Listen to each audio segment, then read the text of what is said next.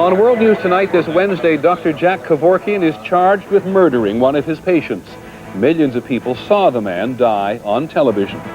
Michael J. Fox has Parkinson's disease. What does it mean for a younger person? The government is spending $15 million to help improve a private ski resort. Is this a good way for the government to spend your money? And we'll take a closer look at the financial power of teenagers, how they spend and where.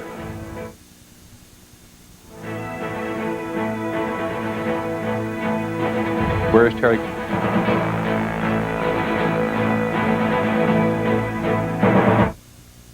Good evening, everybody. We're going to begin in Michigan tonight. That's where Dr. Jack Kevorkian has been charged with murder today. Millions of people saw Dr. Kevorkian kill a man on television, and if a jury believes that it is murder, then this most radical advocate of mercy killing may be sentenced to life. There are several legal questions here. We're going to start first with our legal correspondent, Terry Moran. Terry, there you are.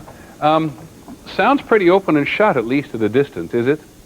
Well, the facts aren't in dispute here, Peter. There's no question about that. This is a case, however, which will come down to an argument.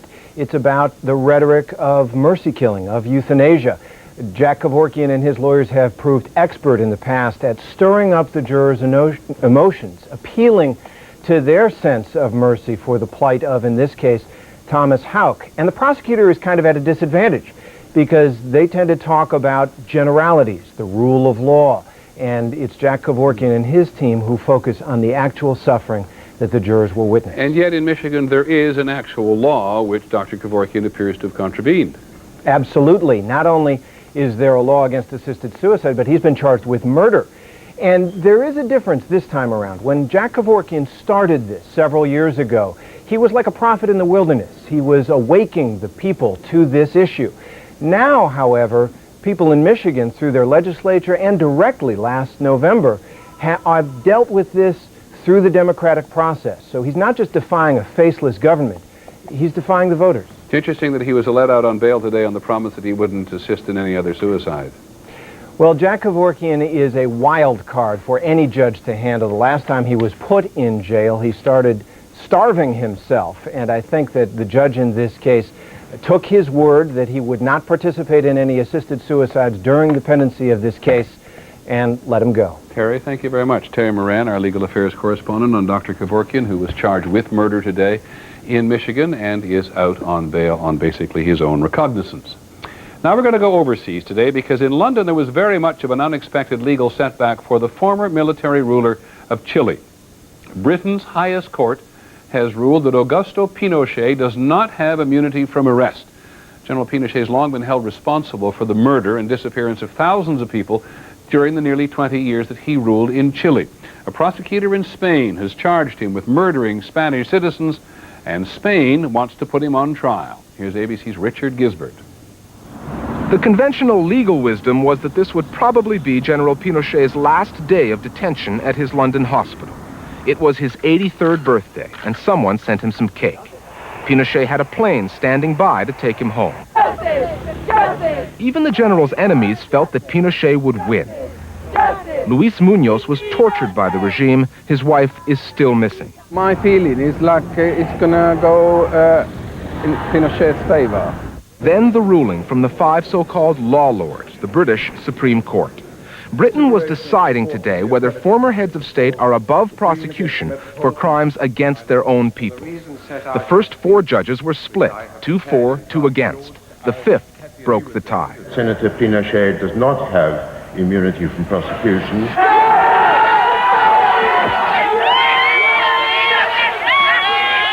Today is an historic moment for the people of Chile, for the people of Britain, for the people of Latin America, and for all the people in the world, because finally justice has been done.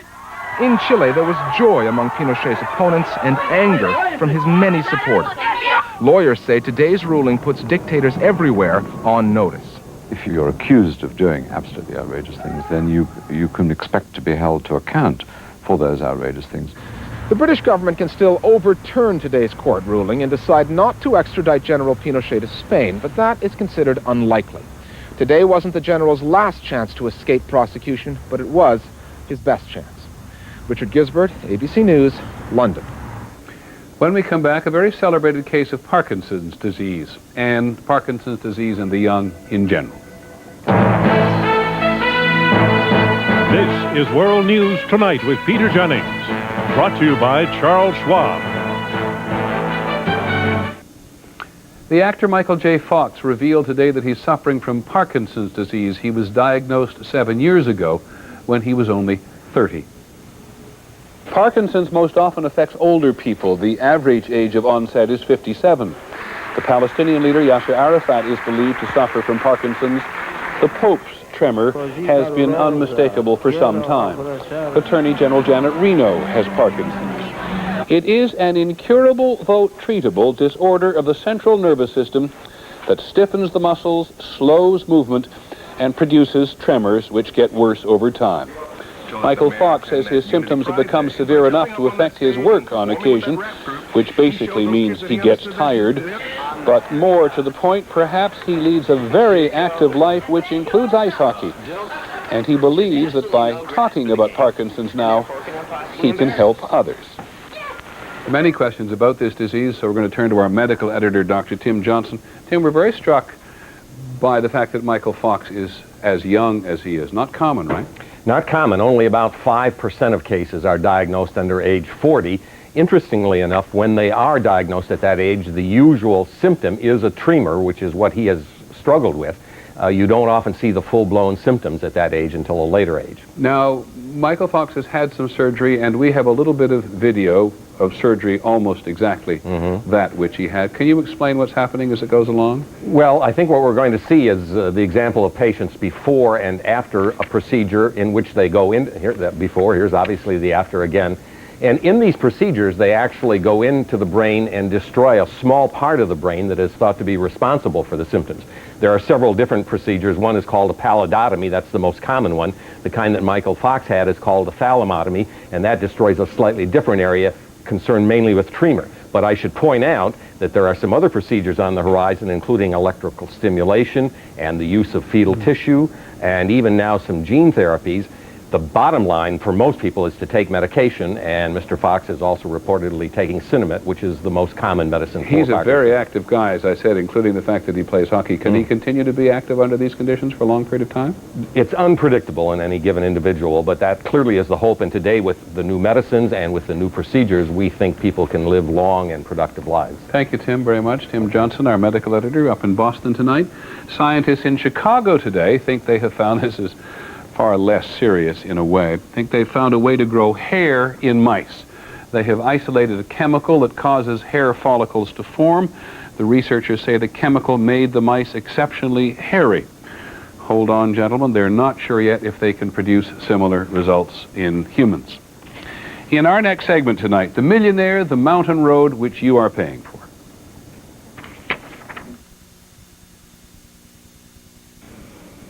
Tonight, in our report about how the government spends some of your money, the millionaire land developer, the road he wants the rest of us to pay for, and the Winter Olympics, which is how this got to be an issue in the first place. From Snow Basin, Utah tonight, ABC's John Martin. Earl Holding owns Sinclair Oil, a hotel chain, and the Sun Valley Resort in Idaho. By one count, he's worth $833 million. For 15 years, he's been developing Snow Basin, a ski resort near Ogden, Utah. This state road runs 9 miles right to his lodge, but that's too far for him. So he wants a second road cut here. It'll run 3 miles over the mountains, save maybe 10 minutes, but cost $15 million. Originally, Holding promised to pay for it himself, but then Salt Lake City won the 2002 Winter Olympics and chose Holding Ski Resort for the downhill races. Now Holding has changed his mind about that road. You're going to pay for it. We asked his resort manager why. So that they can move the people efficiently in and out. And security is another concern that's been added. Could you hold the games here if you didn't have that road, that little 3-mile road? No, you couldn't. Not so, says Howard Peterson, a former president of the U.S. ski team. I think the taxpayers should feel very badly about this.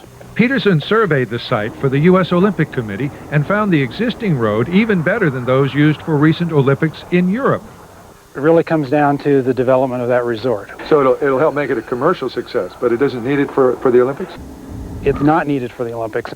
Even the U.S. Senator who got the money from Congress admits as much. It's not absolutely necessary, but frankly, it's very prudent. But why didn't Salt Lake City mention it when it bid for the games? And what about the state of Utah or the local Olympic Committee with $1.4 billion to spend? Would they be willing to pay for it? No way. His defenders point out that Developer Holding is putting more than $60 million of his money into the facilities here. But after all, he gets to reap the profits once the games are over. And he gets to keep that $15 million road, the one built with your money. John Martin, ABC News, Snow Basin, Utah. Still on the money tonight, a bold prediction from the head of the International Monetary Fund. The worst of the global financial crisis, he says, is over. Speaking in Madrid today, Michel Camsus said a global recession could be avoided. But the treatment, meaning economic reform in countries which need it, is far from complete. On Wall Street today, the Dow Jones Industrial Average was up more than 13 points to close at 93.14. On the NASDAQ, stocks were up a little more than 19 points.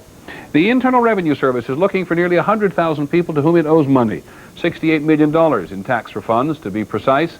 They were never delivered because taxpayers gave the wrong return address. A record in sales. Country singer Garth Brooks' new CD, Double Live, has sold more than 1 million copies in a week. And shares of the giant oil company Mobil shot up 5% today on news that it may be about to buy rival Exxon. It would be if it goes through one of the largest industrial mergers ever. And from Russia, another bad indicator. The Russian government is now paying guards along its northern border with free hunting licenses. That way they can hunt elk for food this winter. When we come back, the power spenders, 13 to 20.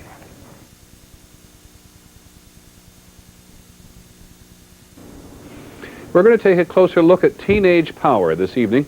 We don't mean to be particularly commercial on the eve of Thanksgiving, but as we all know, once we have given thanks, this particular weekend is renowned for its shopping. And no matter where you shop, you will not be able to miss the fact that it is the younger consumer who is the important one.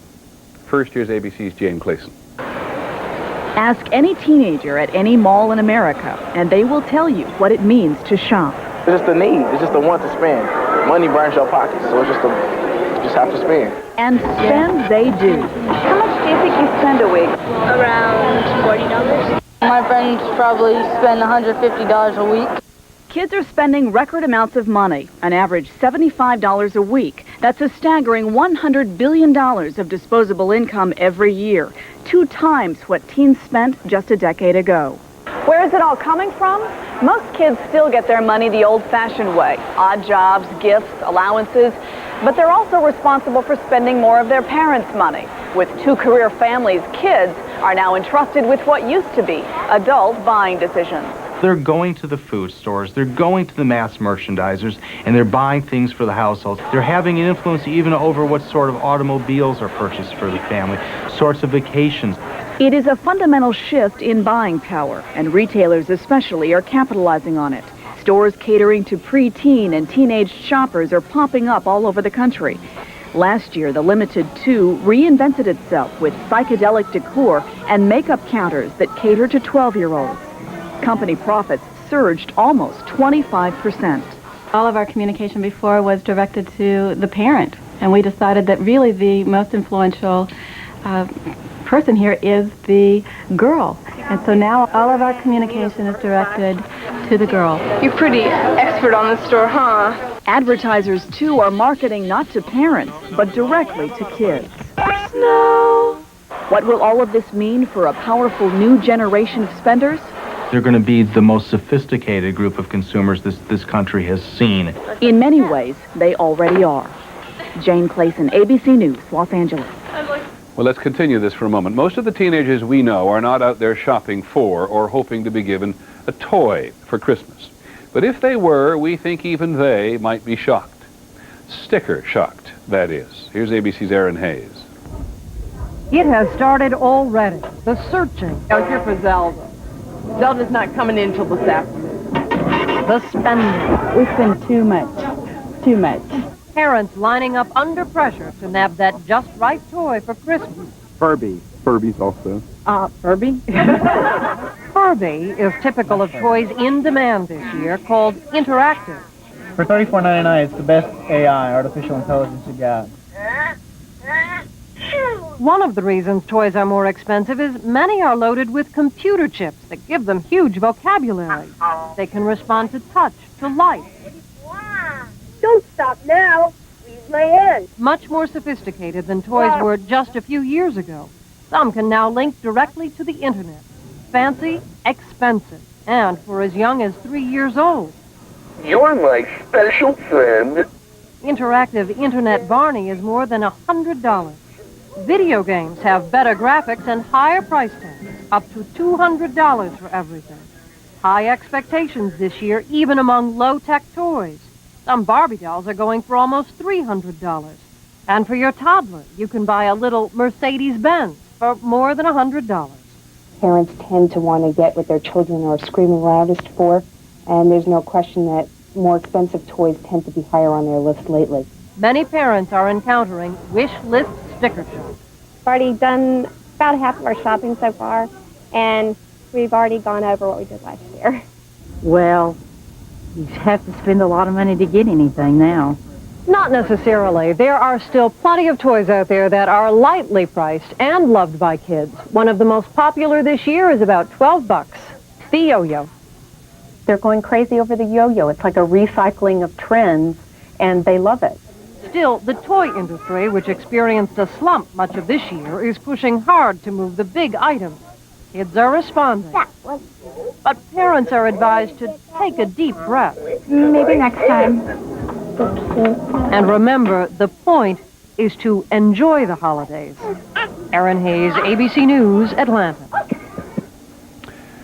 In a moment, the alternative dinner.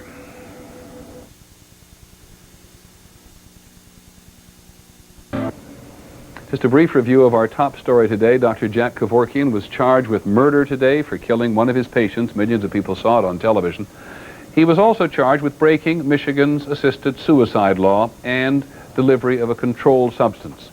Dr. Kevorkian turned himself in this afternoon. As you can see, a judge ordered him released on $750,000 bond. And so the battle over euthanasia and assisted suicide goes to court. Dr. Kevorkian faces life in prison if he is convicted of murder. Finally this evening, the alternative Thanksgiving dinner. The National Turkey Federation tells us that 90% of Americans will have turkey for lunch or dinner tomorrow. Not that they're pushing dinner, or turkey dinner, of course. ABC's Morton Dean, on the other hand, knows that there is also tofu.